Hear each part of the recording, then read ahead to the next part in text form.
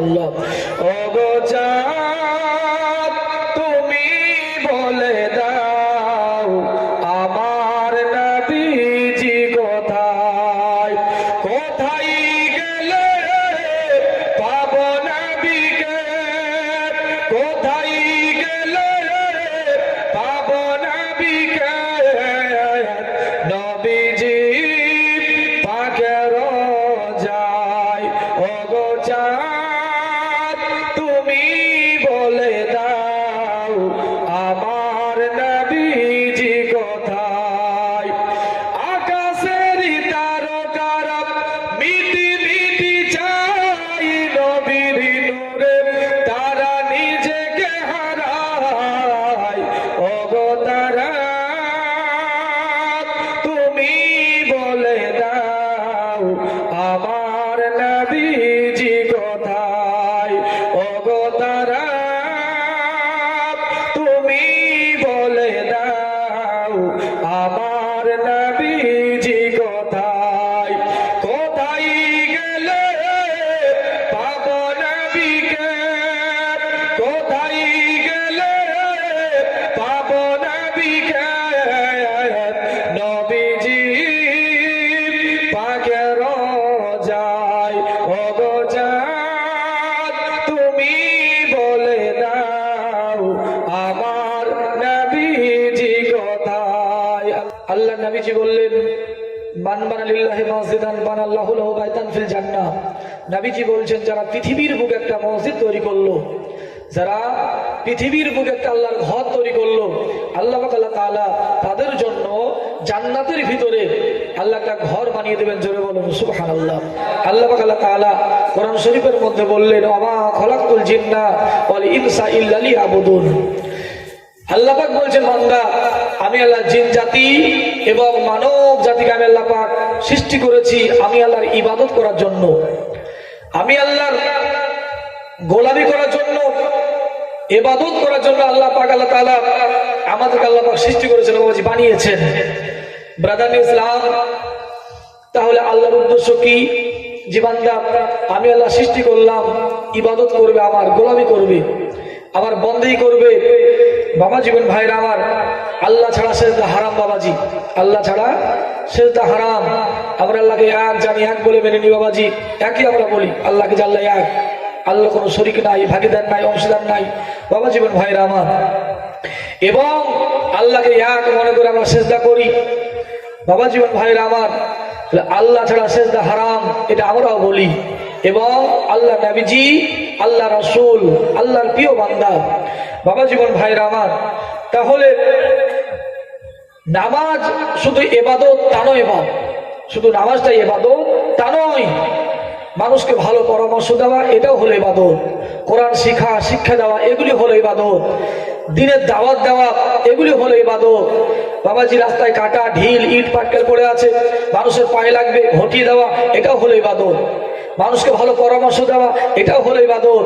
বাবাজি ভাইরা আমার, আমরা ইবাদত এগুলি জানলেও বাবাজিরা আমার, যেমন আপনার পিতামাতার সেবা এগুলি হলো ইবাদত। ব্রাদার ইসলাম, তাহলে এগুলি ইবাদত। এবং নবী আল্লাহ পাক আল্লাহ তাআলা বলছেন বান্দা তোমরা আমি আল্লাহর ইবাদত করো আর নবীজির মোহাব্বত ভালোবাসা অন্তরে রাখো, আর প্রত্যেকটি কাজে আমি আল্লাহর প্রতি ভরসা করো। বাবজিরা আমার, কোন বিপদ হয়েছে বাড়িতে হতাশ হবেন না, কোন বিপদ ঘটে গেল হতাশা নয়, আল্লাহর প্রতি ভরসা করো। বান্দা যে কাজে আল্লাহর প্রতি ভরসা করে ওই কাজটা বান্দার জন্য আল্লাহ সহজ বানিয়ে দেন। কি করেন বলেন? আল্লাহ কি করেন? ওই কাজটা বান্দার জন্য আল্লাহ সহজ বানিয়ে দেন, বান্দার জন্য সহজ হয়ে যায় যে কাজে বান্দা আল্লাহর প্রতি ভরসা করে। বাবা জীবন ভাইরা আমার, একটা আপনার খুব সুন্দর হেকায়াত আল্লামা শেখ সাদী রহমতুল্লাহ আলাইহি উনি আপনার ওনার ফার্সি কিতাবের মধ্যে লিখেছেন। কি বলেছেন? খুব সুন্দরভাবে উপদেশ। উপদেশ কি? একজন রাজার একটা প্রজা ছিল, গোলাম। তো প্রজা গোলাম প্রত্যেকটি কাজে বাবাজি আল্লাহর প্রতি ভরসা করতেন। একদিন হঠাৎ করে বাবা রাজার একটা আঙুল কেটে গেল। তো আঙুল কেটে গেছে, রক্ত বের হচ্ছে। রাজা মশাই বড় অস্থির, মন বড় বেজার, মন বড় খারাপ। উজির ডেকে বলল, হুজুর চিন্তা করিয়েন না, আপনার যে আঙুলটা কেটে গেছে এর মধ্যে কোনো মঙ্গল আছে, এর মধ্যে কোনো ভালাই আছে, আপনি উত্তেজিত হইেন না, মন ভারী করিয়েন না, আল্লাহর প্রতি ভরসা করুন। রাজার বড় রাগ হয়ে গেল যে আমার আঙুল কেটে গেছে, রক্ত বের হচ্ছে, জ্বলন ধরেছে, জ্বলছে, আর এর মধ্যে আবার কি ভালাই আছে, এই এক কাজ কর, একে জেলে ভরে দে, উজিরকে জেলে ভরে দে। রাজা সহ্য করতে না পেরে উজিরকে আপনার জেলে ভরে দিল। উজির ডেকে বলল, হুজুর আপনি আমাকে জেলে ভরে দিলেন, এর মধ্যেও কোনো মঙ্গল আছে, ভালাই আছে। বাবা জীবন ভাইরা আমার, এক সপ্তাহ পরে আপনার রাজা মশাই গেলেন শিকার করতে জঙ্গলে। উনি ক্লান্ত শিলান্ত হয়ে বাবাজি একটা গাছের তলায় বসে আছেন। সুবহানাল্লাহ, চোখ খুলে দেখলেন কয়েকজন মানুষ তীর, ধনুক, বল্লম, তারওয়াল হাতে নিয়ে বাবাজি ঘেরাও করেছে। বলে চল। বলে কোথায়? বলে আজকে তোকে নিয়ে যাব, আর আমাদের দেব দেবীর নামে তোকে বলি দেওয়া হবে, জবাই করা হবে আমাদের দেবতার নামে, চল তোকে নিয়ে যাব। ওদের মধ্যে একজন বলে, হুজুর একে ধরে নিয়ে যাবেন, একবার চেক করে দেখুন না, মানে আমাদের যে দেবীর নামে বলি দেওয়া হবে কোনো খুঁত থাকলে হবে না, নিখুঁত হওয়া লাগবে, নিখুঁত মানুষ লাগবে, একবার চেক করে দেখে নেন, তাহলে কষ্ট করে নিয়ে যাওয়াই হবে। বাবাজিরা আমার, চেক করে দেখা হলো একটা আঙুল কাটা। বলে হুজুর চলবে না বলি দেওয়া, নিখুঁত মানুষ লাগবে যার কোনো খুঁত নাই। ছেড়ে দেওয়া হলো। এর মনে পড়ে গেল উজির বলেছিল, হুজুর আপনার আঙুল কেটেছে, আপনি হতাশ হবেন না, এর মধ্যে কোনো ভালাই আছে। যদি আজকে আমার আঙুল না কাটতো আমি জবাই হয়ে যেতাম, কুরবানি হয়ে যেতাম, বলি হয়ে যেতাম, তো এর মধ্যে কোনো ভালাই আছে। বাবাজিরা আমার বাড়ি গেলেন। বাড়ি যাওয়ার পরে উজিরকে আপনার জেল থেকে বের করে দিলেন। সব ঘটনা আপনার উজিরকে বলে, উজির এই ব্যাপার ঘটে গেছে। উজির বলল, হুজুর আপনাকে আগেই বলেছিলাম যে আল্লাহর প্রতি ভরসা করুন, আল্লাহর প্রতি ভরসা রাখুন, কোনো অসুবিধা নাই, এর মধ্যে কোনো মঙ্গল আছে, ভালাই আছে। দেখলেন তো, যদি আপনার আঙুল না কাটতো আপনি দেবীর নামে বলি হয়ে যেতেন, কুরবানি হয়ে যেতেন। বলে হুজুর এর মধ্যে ভালাই। রাজা দেখে বলল, উজির আমি নাহি বুঝতে পারলাম আঙুল কেটে গেছিল, এতে আমার ভালাই ছিল, এবার তুমি বলো, আমি তোমাকে জেলখানায় দিয়েছি, আমি তোমাকে জেলে ভরে দিয়েছি, এর মধ্যে তোমার কি ভালাই আছে? দেখে বলল, হুজুর এর মধ্যেও ভালাই আছে। বলে কি?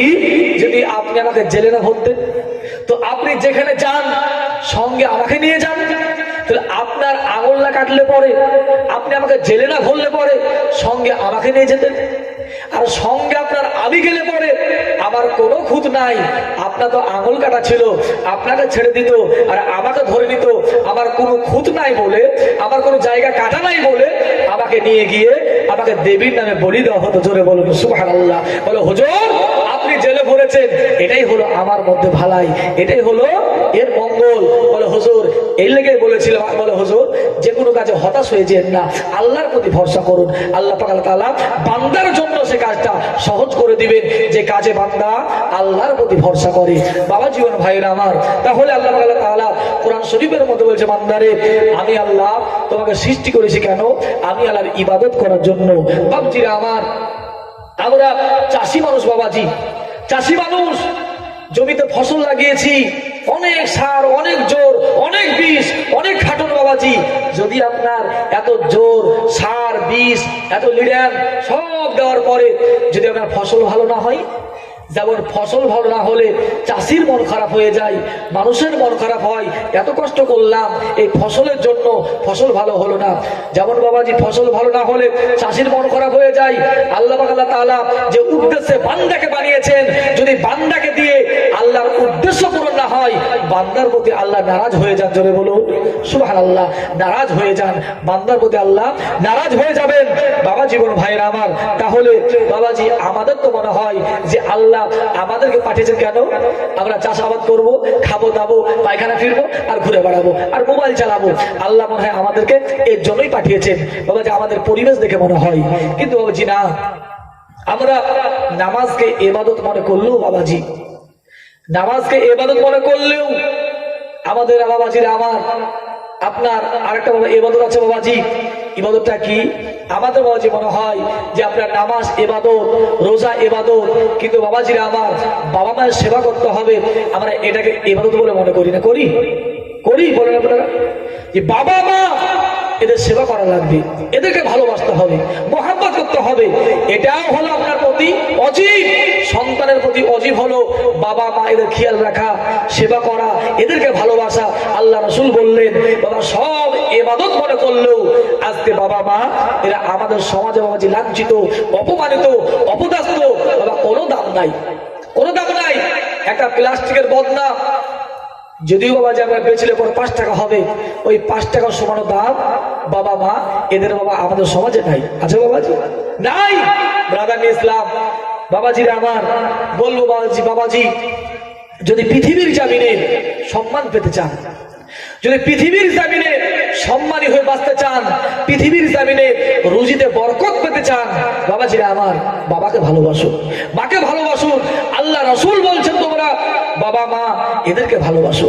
কারণ নবীজি বলছেন হাজী হয়েছো, গাজী হয়েছো, 14 বার হজ করেছো, মৌলবি হয়েছো, যদি বাবা মা এদেরকে অসম্মান করো, যদি তোমার ব্যবহারে আচার আচরণে বাবা মা এদের পরিচয় ব্যথা লাগে, আল্লাহর কসম তোমার কোনো ইবাদত আল্লাহর দরবারে কবুল হবে না। জোরে বলো।